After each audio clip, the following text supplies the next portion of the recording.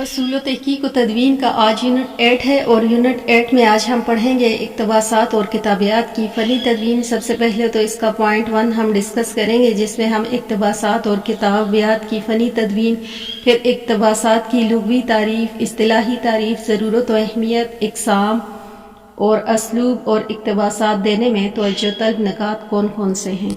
اگر چینل پر نیو ہیں تو چینل کو سبسکرائب کر دیں، ویڈیو پسند آئے تو لائک کر دیں تاکہ میری ہر نئے آنے والی ویڈیو سے آپ لوگ مستفید ہو۔ تو شروع کرتے ہیں۔ اس کا پوائنٹ 1 ہے اقتباسات اور کتابیات کی فنی تدوین۔ اقتباسات کی لغوی تعریف کچھ اس طرح سے ہے کہ اقتباسات واحد ہے اور اس کی جمع اقتباسات آتی ہے۔ اقتباس کا لغوی معنی ہے چننا، اخذ کرنا اور حاصل کرنا۔ یہ لفظ منتخب کلام کے لیے بھی استعمال ہوتا ہے اور روشنی حاصل کرنے کے معانی میں بھی استعمال ہوتا ہے، اور لفظ اقتباس میں اخذ و استفادہ کا جو معنی پایا جاتا ہے، اس کے 3 مختلف نوعیتیں ہو سکتی ہیں۔ یہ مادی طور پر بھی ہو سکتا ہے، روحانی طور پر بھی ہو سکتا ہے اور معنی طور پر بھی۔ پھر بات کریں گے ہم اقتباس کی اصطلاحی تعریف۔ اصول و تحقیق کی اصطلاح میں کسی مقالہ، بیان یا کتاب وغیرہ سے عنوان یا انتخاب و اختصار سے اس کا کوئی حصہ نقل کرنے یا بیان کرنے کا عمل اقتباس دینا کہلاتا ہے۔ گویا اقتباس ایسی عبارت ہے جو کسی مقالہ یا کتاب وغیرہ سے عنوان یا اختصار و انتخاب کے ساتھ نقل کی جائے۔ پھر بات کرتے ہیں اس کی ضرورت و اہمیت کی۔ اقتباس اپنے موقف کو دلیل فراہم کرنے کا عمل ہے۔ تحقیق نگاری میں اقتباسات کو بطور استدناد پیش کیا جاتا ہے۔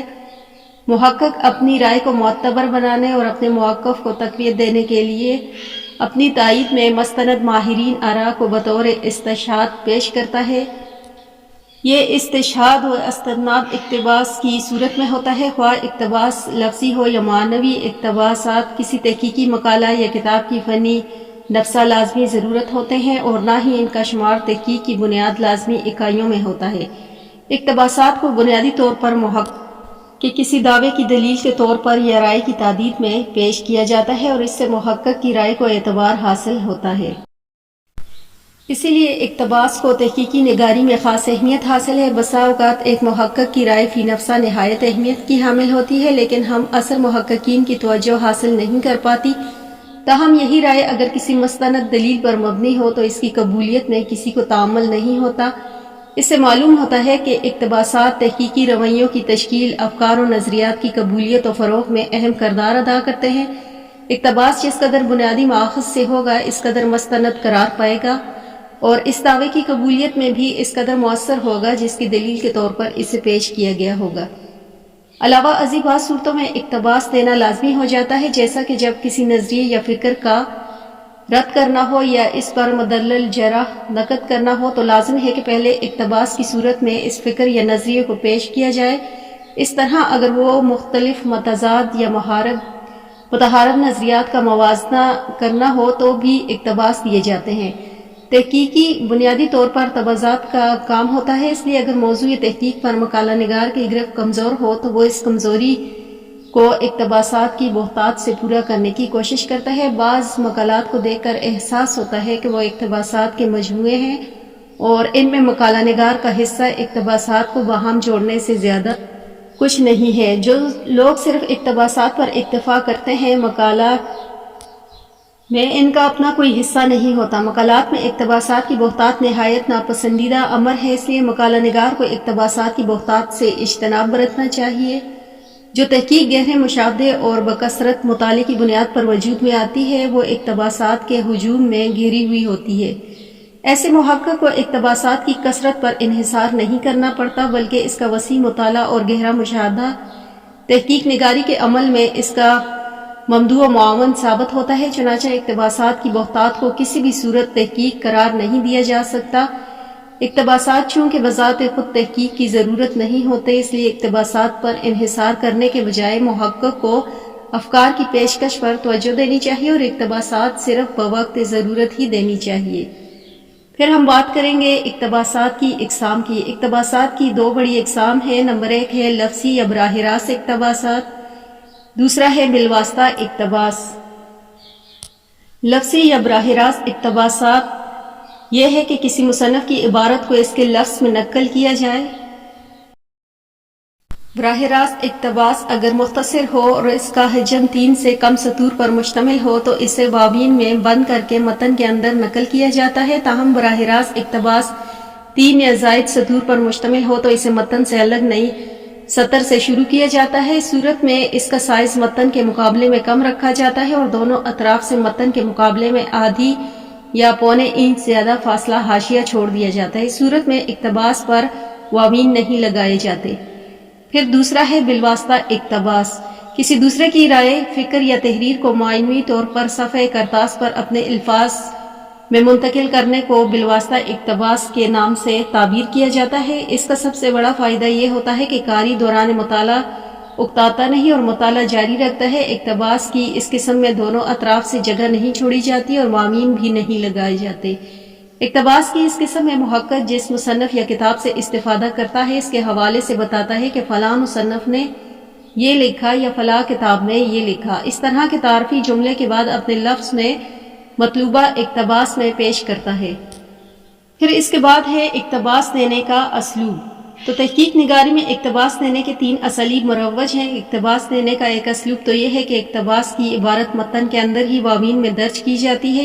یہ صورت میں ہوتا ہے کہ جب اقتباس براہ راست ہو اور اس کا حجم 3 سطور سے کم ہو۔ اقتباس دینے کا دوسرا اسلوب یہ ہے کہ متن سے الگ نئی سطر سے اقتباس کی عبارت شروع کی جائے اور دونوں اطراف میں مناسب جگہ چھوڑ دی جائے، جس کی مقدار عموماً آدھی انچ یا پونے انچ ہوتی ہے۔ اقتباس دینے کا تیسرا طریقہ یا بالواسطہ اقتباس ہے، جو کہ معنوی طور پر دیا جاتا ہے اور اخذ شدہ مواد کو اپنے الفاظ میں بیان کرنے کے بعد اخذ حوالہ دیا جاتا ہے۔ اقتباس دینے سے پہلے متن کے پیراگراف میں آخری جملہ اس طرح کا لکھیں جس سے بالواسطہ اقتباس کی ضرورت اور جواز کا اظہار ہوتا ہو، نیز اس میں اقتباس کا تعارفی فقرہ شامل ہونا چاہیے، اور اس جملے کے آخر میں رابطے کی علامت یعنی فل کولن لگا کر اقتباس پہلے متن کے پیراگراف کے آخری جملے کی مثال کو کوسین میں دیے گئے حسب ذیل جملے سے سمجھنے کی کوشش کیجیے۔ اس موقف کی تعدید متقدمین سیرت نگاروں کی آراء سے بھی ہوتی ہے، چنانچہ سیرت ابن اسحاق میں اس حوالے سے مرقوم ہے، اس طرح کا جملہ لکھنے کے بعد دونوں جانب سطور بالا میں بیان کردہ اسلوب کے مطابق جگہ چھوڑ کر اقتباس کی عبارت درج کریں۔ جہاں اقتباس کی عبارت ختم ہو وہاں وقف تام کی علامت کے بعد چھوٹے کوسین میں اقتباس کا نمبر لگائیں اور نمبر کوسین کو سمت اقتباس کی عبارت سے معمولی سا اوپر اٹھائیں۔ مائکروسافٹ ورڈ میں حوالہ دیتے وقت اس اہتمام کی ضرورت پیش نہیں آتی کیونکہ اس پروگرام میں یہ فیچر رکھا گیا ہے کہ جب حوالے کا نمبر لگایا جاتا ہے تو یہ نمبر از خود متن کی عبارت سے نسبتاً اوپر درج ہوتا ہے۔ اس کے بعد ہے اقتباس دینے میں توجہ طلب نکات کون کون سے ہیں۔ ایک تحقیقی مقالے میں متعدد اقتباس ہوتے ہیں، اس لیے اقتباس دینے میں بھی مناسب ترتیب ہونی چاہیے۔ کسی مسئلے میں تحقیق جوں آگے بڑھتی ہے محقق کو درجہ بدرجہ حسب ضرورت بطور دلیل اقتباس دینا چاہیے تاکہ مسئلہ زیر بحث کی جزیات طے ہوتی جائیں اور پیش کردہ افکار و نظریات کی ارتقائی صورتوں کا تجزیہ کرنے میں آسانی رہے۔ اقتباس دینے میں محقق کو ہمیشہ توازن کو ملحوظ خاطر رکھنا چاہیے اور طویل اور بے ربط اقتباسات سے تحقیق کو غیر معیاری بناتے ہیں، اس لیے اقتباسات کو ہمیشہ حسب ذیل مناسب اور مؤثر اور حسب ضرورت مختصر ہونا چاہیے۔ نمبر 1 ہے براہ راست اقتباس طویل ہو تو اس کے پیراگراف بھی اصل ہی کے دیے جائیں گے۔ اقتباس کے اندر بھی اقتباس ہو تو اسے الٹے اور سیدھے سکتے میں بند کریں۔ دوسرا ہے کہ اقتباس کے اندر کچھ حصہ حذف کیا گیا ہو تو 3 نقطوں سے اس کی نشاندہی کریں۔ متن کے اندر اگر کوئی تصحیح مقصود ہو تو اسے بڑی بریکٹ میں بند کریں۔ اگر کسی متن میں کوئی ناقابل فہم لفظ ہو تو اس کے آگے قضا یا SIC لکھیں۔ نمبر 3 ہے کہ عام طور پر براہ راست اقتباس کا استعمال اچھا نہیں سمجھا جاتا اور اس بات پر زور دیا جاتا ہے کہ دوسروں کے خیالات کو اپنے لفظ میں بیان کیا جائے، اس لیے براہ راست اقتباس تب دیں جب خیال ہو کہ عبارت میں بیان کیے گئے خیالات کو خود اچھے انداز میں بیان نہیں کر پائیں گے یا کسی دوسرے کے موقف کا ثبوت یا اس کی تردید مطلوب ہو یا 2 متضاد خیالات کا موازنہ مطلوب ہو اور اصل عبارت نقل کیے بغیر پوری وضاحت نہ ہو سکتی ہو۔ 4 پہ ہے کہ اقتباسات میں بے سبب طویل اور بے ربط عبارات کو نقل نہ کریں، وہی جملے دیے جائیں جو براہ راست موضوع تحقیق سے متعلق ہوں۔ جو بھی اقتباس دیا جائے اصل عبارت کے عین مطابق ہو، اس میں کسی قسم کا تصرف یا غلطی نہ ہو. اقتباس میں معمولی غلطی مفہوم کو بگاڑ سکتی ہے. نمبر 5 ہے دوسروں کے خیالات کو اپنے لفظ میں بیان کرتے وقت بہت احتیاط کریں. دوسروں کی غلط ترجمانی یا غلط تفہیم تحقیق مطالعے کے نتائج کو متاثر کرتی ہے اور اس سے خود کو محقق کی علمی اور فنی مہارت بھی مشکوک ہوتی ہے. پھر اسی یونٹ کا اس کا پوائنٹ 2 ہے کتابیات کی فنی تدوین. سب سے پہلے اس کا تعارف کرتے ہیں کہ کتابیات ان کتابوں مصادر اور مراجع کی فہرست کا نام ہے جس سے دوران تحقیق محقق نے استفادہ کیا ہو، کوئی حوالہ دیا ہو یا کوئی اقتباس نقل کیا ہو. اس میں کتابیں، رسالے، اخبارات، ویب سائٹس اور سمیع و بصری ماخذ سبھی شامل ہیں. کتابیات کے حوالے سے بعض ماہرین کی رائے ہے کہ اس میں صرف ایسی کتب کو شامل ہونا چاہیے جس کا موضوع کے ساتھ مضبوط تعلق ہو، لیکن درست بات یہ ہے کہ بسا اوقات دوران تحقیق ایسے ماخذ سے بھی استفادہ کرنا ہوتا ہے جو موضوع سے براہ راست متعلق نہیں ہوتے لیکن موضوع میں ضمنی طور پر ہونے والی بحث میں اس سے استناد و استشہاد ضروری ہو جاتا ہے. چنانچہ ایسی صورت میں کتابیات میں ایسی کتاب کے تذکرے سے صرف نظر کرنا تحقیق کے اصولوں کے سراسر خلاف ہے اور اس سے محقق کی صفت دیانت پر بھی حرف آتا ہے. کتابیات میں درج ہر کتاب اپنے اندراج کا جواز رکھتی ہے اور وہ جواز یہ ہے کہ کتاب یا مقالے میں اس سے استفادہ کیا گیا ہو. کتابیات کے اندراج میں سب سے بہتر تو یہ ہے کہ ان کی فہرست مصنفین کے ناموں کے اعتبار سے الف بائی ترتیب کے مطابق بنائی جائے. تاہم بعض جامعات میں کتابیات کا اندراج کتابوں کے عناوین کی الف بائی ترتیب کے مطابق کیا جاتا ہے. اس لیے محقق اگر کسی تعلیمی صنعت کے حصول کے لیے مقالہ لکھ رہا ہے یا کسی جامعہ کے تحت اور تحقیقی کام انجام دے رہے تو اس میں جامعہ مروج حوالہ نگاری اور کتابیات کی فنی تدوین کے طریقہ کار سے پیشگی آگاہی حاصل کرنا چاہیے. پھر اس کی ضرورت و افادیت کی بات کریں تو کتابیات سے اس کی اہمیت کا اندازہ ہوتا ہے کہ محقق نے موضوع پر موجود مصادر و مراجع تک رسائی میں کس قدر عرق سے کام لیا ہے اور کس نوعیت کے ماخذ سے اخذ استفادہ کیا ہے. کتابیات جہاں تحقیقی مقالہ کا لازمی عنصر ہے وہیں یہ دوران تحقیق مختلف مسائل کا حل بھی پیش کرتی ہے. نیز اس موضوع پر کام کرنے والے محققین حتیٰ کہ قارئین کے لیے بھی مفید ہوتی ہے. محققین اور قارئین کو موضوع تحقیق سے متعلق اہم مصادر و مراجع سے متعلق ضروری معلومات کتابیات سے ہی میسر آتی ہیں. کئی کتابیں حوادثات سے زمانہ کا شکار ہو کر ناپید ہو چکی ہیں تو ان کے بارے میں ضروری معلوماتی تفصیل بھی کتابیات ہی سے میسر آتی ہیں. کتابیات سے ایک موضوع پر دستیاب مصادر و مراجع کے وسیع ذخیرے تک رسائی آسان ہو جائے. کتابیات کو مقالے میں اساسی درجہ حاصل ہے کیونکہ کتابیات پر ہی مقالے کی توثیق و تصدیق کا انحصار ہوتا ہے. تحقیقی مقالہ جب نگران مقالہ یا ممتحن کے پاس جاتا ہے تو وہ سب سے پہلے مقالے کے مقدمے، فہرست مضامین اور کتابیات پر ہی نظر دوڑاتا ہے. اگر کتابیات کمزور اور زیادہ تر ثانوی ماخذ کا مجموعہ ہو تو پھر اس امر کا زیادہ امکان ہے کہ مقالہ رد کر دیا جائے یا مقالہ نگار کو ایک بار پھر ترمیم و تنسیق اور قطع و برید جیسی طویل ریاضت سے گزرنا پڑے. پھر اس کے بعد ہے کتابیات میں معلومات کی ترتیب کیا ہے. تو کتابیات میں مرتب کرنے کے کئی طریقے ہیں. عام طور پر جامعات اور تحقیقی جامعات میں بھی کتابیات کی ترتیب سازی میں اپنے طے شدہ مخصوص طریقہ کار کی اتباع کی جاتی ہے. کلیہ عربی و علوم اسلامیہ علامہ اقبال اوپن یونیورسٹی میں جس طریقہ کار کو اختیار کیا جاتا ہے وہ دوسرے اسالیب کے مقابلے میں زیادہ بہتر ہے. چنانچہ جامعہ حاضہ کے علوم اسلامیہ کے اصول و تحقیق کے طلباء کو چاہیے کہ کتابیات مرتب کرتے وقت ہر ماخذ سے متعلق حسب ذیل معلومات کا درجہ ذیل ترتیب کے مطابق اندراج کریں اور معلومات کے اندراج میں ان لوازمات کا التزام کریں جو حوالہ نگاری کے ضمن میں بیان ہوئے ہیں. نمبر 1 ہے مصنف مؤلف کے نام کا معروف حصہ. دوسرا ہے مصنف یا مؤلف کا مکمل نام. تیسرا ہے مصنف یا مؤلف کا زمانہ.